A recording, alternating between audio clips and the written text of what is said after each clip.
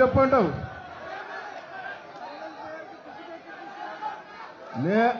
అమ్మా నేను ఇయ్యలే, నేను కడియం శ్రీహరిక అప్పుడు ఎమ్మెల్యే టికెట్ ఇప్పించింది నేనే.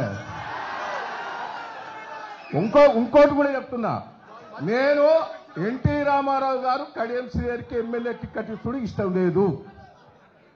వాస్తవంగా నేనే బత్రాడి ఎన్టీ రామారావు గారికి టికెట్ ఇప్పించింది నేనే. రెండోది ఇది కూడా చెప్తున్నా, వినయ్ చెప్తాడు, మంత్రి కూడా దయాకర్ నీకు వచ్చేటట్టు లేదు క్యాస్ట్ ఈక్వేషన్ అంటే కడియం శ్రీహరికి ఏంటని బత్రాడి ఇప్పించింది కూడా నేనే. వింటానవా?